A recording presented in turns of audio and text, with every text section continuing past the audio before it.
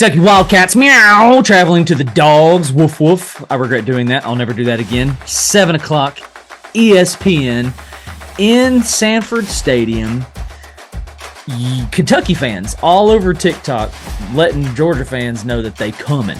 Talking Deion Sanders type language. We coming. UK coming. UK coming. I just want to lead it off with this, bro. Ray Davis will not do what he did last week. I know I'm stating the obvious. He will not. He's good. If Ray Davis has 60 yards, okay? If he has 60 yards, I'll be surprised. I'm just saying. I'm just telling you how I'm going to feel. Yes. Kentucky's got some balance to him, though. Okay. All right. Perfect. Perfect segue, Dan. Perfect segue. Okay. All right. They've got some balance to them. And they didn't need – all right. So throw out the Florida game because they didn't need a lick of balance, right? Okay. Vanderbilt game. You got Vanderbilt 2 weeks ago now. Devin Leary, 205 pass yards, touchdown, 2 picks. Interceptions are the theme because I think he's thrown one in every game except for maybe Florida because, again, like 15 attempts. All garbage games before that, I believe he threw a pick. Obviously, he put up some yards. He's got 10, 1,200 on the year, whatever. I don't like their balance. They obviously, and again, they didn't have to show any of it against Florida because Florida didn't know how to tackle Ray Davis and they didn't want to. But think about the runs and the way that Davis ran on Florida. Think about the long one that he hit off the left side of the offensive line there when it just opened up like the Red Sea. That is not happening in Sanford Stadium Saturday night. I mean, I agree with you. I mean, he's not going to do what he did. I think he's going to get his. I mean, and that statement could still be shy of 100. I mean, that could sit around 80. I think 75 to 80 won't surprise me. 60 feels awful low in my mind because I don't care who you are. I don't care if you're good defense in the NFL, Steelers. I don't know if they're good. Whatever. Any NFL team, you're looking at Devin Leary, you go, okay, well, he's a smart decision maker. He can make all the throws. So there's a bit of respect there when you look at him. If Georgia does this thing where they say, you're not going to run on us and load the box, if I'm Leary, I'm like, okay, cool. Let's play that game. And I'm not even sure that Kentucky has the dudes on the edge to match, but I like the quarterback play enough. That dude can throw receivers open. He can. He absolutely can. It's alarming to me that we're 5 weeks in and he's thrown 5 picks. Okay, that's what I'm saying. I'm also saying that they've got Tavion Robinson, who's I think like a COVID super senior. It seems like he's been in college forever. I think this is his 3rd year at Kentucky, and he started at VT. And obviously they just want that that Wandale Robinson pipeline. That's the only reason they took him. But you got sophomores Barry Brown, and you've got Dane Key, and obviously. I believe Barry Brown went up and made an electric catch against Georgia last year as a freshman. I know he did against Florida, or Dane Key did against Florida. Those guys can do that.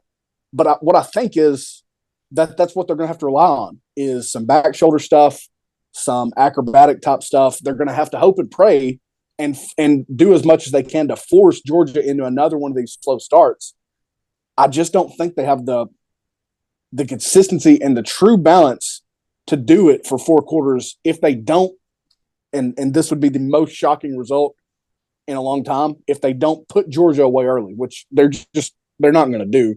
Nobody's done it. South Carolina had the chance to take a huge lead on Georgia. They played their best half of football all year. They didn't do it. Auburn had their chances to win that game last week. They didn't do it, and it's a tall task. Let's be honest. For both teams, it's a tall task. I don't like Kentucky's chances anymore. I'm gonna ask you a question, okay? All right. And I'm gonna sandwich this question around the fact that you and I are best friends. I don't care what your wife says. I'm your best friend, not her. All right. I don't care what the other people in your life. I'm your best friend. Is it possible that you are looking at them through orange goggles? Kentucky. Mm-hmm. You loathe them, bro. You loathe. I do hate them. Don't get me wrong, but I don't respect them. Like, that's the thing is I don't respect them. They just had this quarterback that people talked about like he was going to be the next Aaron Rodgers. The draft talk started so early, and it never stopped for Will Levis. They never got a dang thing done with him. They literally did better with a Wildcat quarterback who was a receiver. Terry Bowden? Better, yes, Terry Bowden. Or Lynn Bowden. Lynn Bowden, sorry. They did better with Lynn Bowden than they did with Will Levis. And that was with them bringing in Wan'Dale Robinson for his first year at Kentucky, who he exclusively threw the ball to, let's be honest. None of those other guys mattered. I don't even know how they recruited those other guys at that point. Yeah. And now they've got Devin Leary still asking Auburn, still asking Florida, still asking Alabama how you let that guy transfer to Kentucky. When you need someone like himself, like what he was at NC State, if you get what I'm saying. It was the Liam Cohen relationship, was it not? And it may have been. Look, is it Liam Cohen? Is that right? Is that the name? He is the offensive coordinator. He's back. He was there for Will Levis's junior year. Then he left, and now he's back. But I mean, if I'm all those teams, or actually if I'm me, I'm asking myself how all those teams didn't walk to his house with their entire coaching staff and make him come to their school. Sure. Because I just don't I don't trust Kentucky. They've had dudes and now That's fair. They've got as many dudes as they've had. I don't remember a time in my life, 31 years of age, where they've had receivers like Dane Key, Varion Brown, and Tavion Robinson. They've got I wouldn't call it a three-headed monster, but they've got three good options. They've always had one here or there. You know, they've had a Ray Davis before. They've put running backs in the NFL, Benny Snell. They just did it again. Rodriguez in the NFL. Mm-hmm. But they don't ever get anything done with them. And even in part of the orange bias, if there is one, is that they can roll in with 10 wins and Tennessee having 4 or 5 and it not matter. I mean, yeah, we own them. I said that way too soon. I should have waited post Tennessee Kentucky game to say that. I've probably jinxed it now. Well, listen, man, it's not that I disagree. It's really not that I'm really more playing the devil's advocate because I really wanted to stir your pot. It's really what it was. You did well. They do have some similarities as far as statistics go. Kentucky allowing 297 yards per game. Georgia only allowing 10 less, 87 yards per game, excuse me. Kentucky total offense, 396 yards per game. Georgia with almost 100 more in 481 yards per game. I said on the last episode that Georgia fans need to chill out, that Carson Beck is your guy. I don't know if you actually went and listened to that. Did you get a chance to go listen to that? I did. Told you. And I actually wanted to mention that just now as well. He is your guy.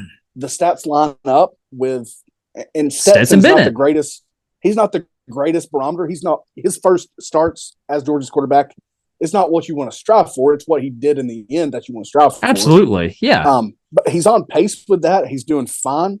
The deal is they don't have the dump trucks and the train, the game directors in the center of their defensive line. Or in their backfield. 100% agree. Yeah. And this is where I think, speaking of their backfield, this is where on the offensive end of their backfield, a committee can bite you at times. You've got Dejon Edwards just now getting back to health. You've got Kendall Milton, who still trying to get back to health. You lost Branson Robinson, and you've lost so many dudes to the NFL. Right. An unbelievable amount of guys have gone to the NFL. It's going to catch up to you at times. You may three-peat in the middle of it. I hope to God you don't. You might. But it's your defensive front, really, that you're missing. It's not your quarterback that you're missing right now.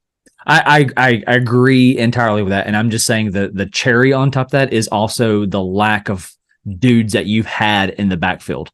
Yeah. This is no disrespect to Edwards because I think he's a really good running back. I think he's he's top 5 conference. All right. He's a really good running back, but then you turn around and you're also handing it off to a guy wearing a receiver number who actually does not bad, but he's not what you've had in the past. And then you turn around. I believe your third string guy is a white dude, Cash Williams, Cash Johnson, Cash Money Johnson. Records. I don't know. Young money.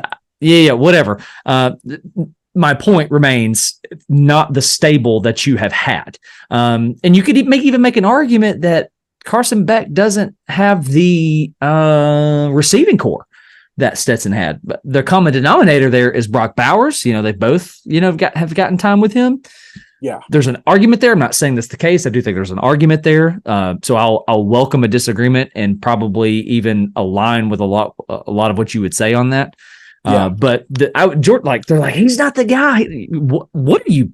Are you comparing the beginning of Carson Beck's career to the end of Stetson's? You made a great point right there. Great point. Yeah. And now the one downside is that they should be doing a lot more with their receivers. And I know that's hard when you've got big number 19 who should be in the Heisman race. Just hand it to him now. Hand it to him now. Stop the politicking. Stop the Caleb Williams repeat nonsense. It's hard to look. If I'm a quarterback, it's going to be hard for me not to look at 19. He could be blocking, and I'm like, "Here you go, buddy. That's what I'm doing." But the problem is you've now got Dominic Lovett, who was a wide receiver one at Missouri. You've got Ra Thomas, who put up unbelievable numbers at Mississippi State in an air raid. Good points. You've got Ladd McConkey. Now you've got Ladd McConkey, who is your wide receiver version of Brock Bowers in the security blanket sense, not in the explosion sense. Just now getting back to health. And that's big for them, man. Look, if we're looking for Georgia to take a step and get out of these cold starts and all these things, this is your recipe for it. Is Ladd McConkey's getting back. Milton is not going to be out all year. I do believe Branson Robinson is out all year, but you're going to be getting these guys back. Be thankful that you've got a factory of guys at offensive line. You're surviving your left tackle being out right now. You're surviving all these things and you're winning in the process. It's just not pretty. But think about what Kirby's going to do with that. Oh, for sure. Ears are going to be bleeding in halftime and in post game. They're going to be bleeding. Yes. Long story short, you and I both agree on the Carson Beck perspective. Like if 100%. You and I are Georgia fans, which we will never be. I think we would be cool with Carson Beck. Like, yeah, I think he's doing well. He's smart with the ball. Like what else do you want this guy to do right now? Whatever. It's not a video game. All right, here we go. Georgia sits at 14.5 with an over-under set at 47.5. Paper, rock, scissors, shoot, you lose, go. Under. It's going under. It's going under. Okay. Yeah. The game is going under. Where Georgia has had these close games so far, let's say they start fast and jump up 14 or 20-0 on Kentucky. Well, the game's over that moment. They will not be throwing the ball another time unless it's 100% completion, that type deal. Yeah. The game's over if they jump out. Let's say Kentucky jumps out. 10-0 Kentucky, 10-3, 13, whatever, you name it. They're probably not scoring another point. Georgia's probably going to put that chokehold on them like they've done with Auburn, like they've done with South Carolina. It's a not game. The atmosphere should look, if you can, you should be able to get up for Kentucky. They're undefeated. It's been your last home not game was UAB, who did some things that you probably weren't happy about, scoring 21 points on you. And Kentucky fans are talking that talk. Obviously Kentucky is not yet, of course, I don't think they will be. They're not Tennessee of last year talking that talk, and also doing it on the field. You know what I mean? Their schedule is unimpressive, minus the fact that they slapped the cheeks off of Florida. That's the only thing to note yet, which teams should do this year. It's going under. All that to say, it's going under. There's not a path in my mind where we get 48 points and we go over. I don't see any circumstance. Georgia's winning this game. If they play it slow and lackadaisical, they're winning it by a touchdown. I don't think they're going to, because it's a night game. Your fans should be sitting there just ready to go off, ready for you to break out of your quote-unquote slump. They should be doing it. You should be ready to prove it to them. Kirby has probably made your ears bleed since, the day you committed or stepped, all that time until now when he's actually got material to coach you on. Kentucky is not ready for this. I'm sorry. They've got to prove it to me before I'll ever pick them to do something like this. Since I've already said it's going to be a low-scoring game, since every Kentucky-Georgia game over the last 5 years has been a rainy, low-scoring game, you name it. Yeah. I'm going to say this one is 27-9, Georgia. 27-9 in Georgia's favor. So Kentucky just doesn't really do anything. If they, I just said if Ray Davis gets 61 yards, because if he goes over 60, I'll be surprised. If Kentucky scores one touchdown, I'll be surprised. If they scores two, I will be floored. Yeah. Okay. And I think one would have to be defensively at that point. I'll agree with that. 2 touchdowns, I think it would have to be a defensive touchdown. I'll agree with that. Okay. I'm going to sit at 28-14 Georgia, which puts me at what is that math? 42 points. You're under 42. Yeah. So under, few points shyer than I was expecting. Just a boring overall game. Yeah. So boring.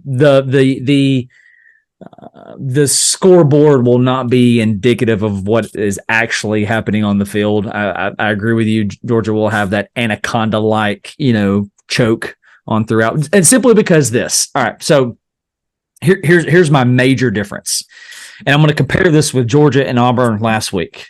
I said Auburn's playing with house money. They're going to let it loose, let it all rip, open the playbook, whatever. Whatnot, yada, yada, yada. They got nothing to lose. Well, in the same sense, yes, Kentucky sits at 20, top 20 ranking. They sit at 5-0. But also, what do you have to lose? Because everybody's already expecting you. I mean, are you really going to compete for the conference? I mean, I guess you could if there ever was a year. I mean, this might be it. Are you competing for the playoff? No. So you should have a house money approach. But we've never seen that out of Kentucky. We've never seen that out under Stoops. It's almost like he tries to play we're the big dog, we're not the underdog. We are who we are. And I don't know what his locker room speeches are, but that's the persona and the personality that we've gotten out of them since he has been at the helm. So I'm going to say that Kentucky continues to Kentucky 28-14 dogs. But one question before we kill it. If Georgia does lose, if they do, which is it's not totally out of the realm of possibility. I mean, ESPN would say that there's a 13% chance. Georgia's done, right? As a playoff contender. What? Really? Hesitation? They're not done because they're not done.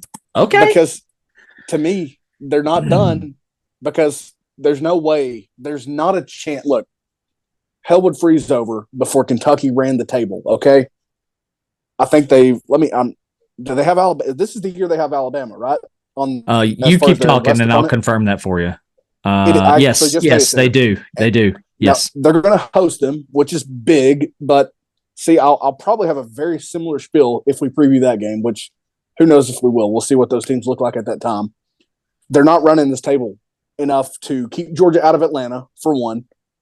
And I'm sorry, I don't see Georgia's loss, coming from an SEC opponent this year. I just don't see it. I mean, you're saying you don't see them losing it to Kentucky? Well, I'm working with your scenario if they did. Okay, that's what I thought. I don't think they're done in the playoff because of how open it is as of right now. And obviously, every year in week 6, it's pretty open. But the SEC is wide open. There is no favorite in the West to really keep them from winning the SEC championship game. And I think a one-loss SEC champion's in. Okay, well, let me paint the scenario. You could potentially have a one-loss Pac-12 champion.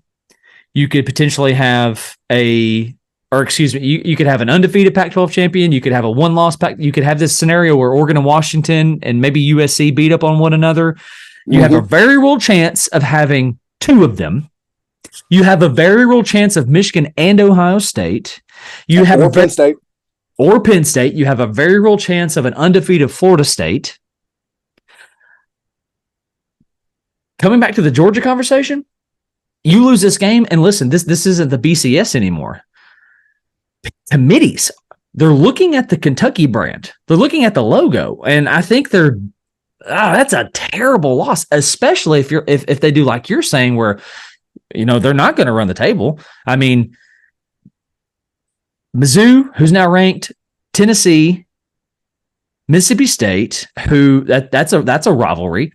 Hosting Alabama at South Carolina, that's not going to be easy. And now Louisville's really good. Okay, so they don't run that. So that makes that loss look worse. And it's at home, so I'll give you that. And it's at home. Yeah, and it's at home. I have to think. Listen, they lose this game, there's like a 90...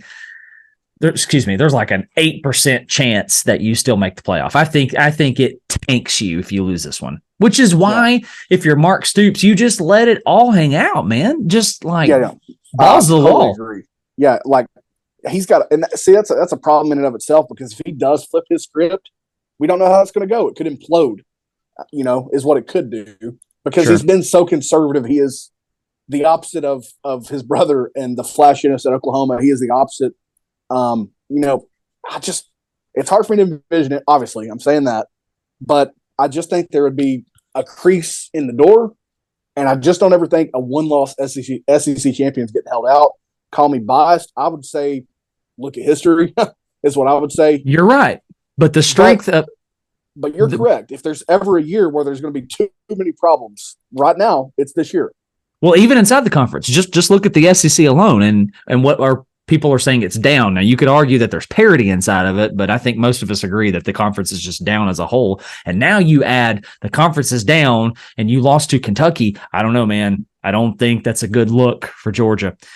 It's a terrible recipe. You don't want to play that game. No, not at all. Not at all. Now, nonetheless, we both agreed that, Georgia's going to win this game. I mean, and the difference, the X factor could just be 7:00 at night in Sanford Stadium. And like I've talked about so much, road teams are not performing well. Okay. Georgia's going to be doing their stupid shift to the defensive line and their sugar huddles, and the fans are going to be butt naked with red and black lettering and dog tags around their neck. They're going to be barking, and Harry Potter, how they say he was balking. That's what it's going to be. That's the scene. And I'm sorry, I don't see Kentucky being ready for it. Sugar huddles and naked dog fans. That's all I heard. Yeah, that's it, man. I don't even know what a sugar huddle is, but I'm going to be watching, be looking for one. The receivers are lined up, the offensive line, and then the quarterback and running back are in the huddle, and they sprint to the line. Gotcha. Never heard it called that. They proceed to blow Kentucky off the ball 3 yards before anybody gets touched. Okay, well, now that I know what that is, I won't be looking for it, but I'm definitely looking for naked Georgia fans in the stadium. At least men, never know about the women down there. All right, we both predicted it. Georgia is going to host the Kentucky Wildcats and get that win. We like the dogs here. Real quick question before we kill it. What do you want to happen? I would like a 6-3 or a 3-2 7 overtime game. Like where the heart just comes out of both of them? Yes. Okay. That's what I want for Texas A&M, Alabama. You didn't have to ask, or you didn't ask, but I want 7 overtimes because these are Tennessee's next 2 opponents, Texas A&M and Alabama. Give me the maximum number of overtimes before they stop the game for player safety. 3-2 score or something like that. I'm going to say what I want is that both teams have to forfeit because sugar huddles, naked dog fans, and grown men dressed as cats are now considered illegal. They both have to forfeit. Go Vols!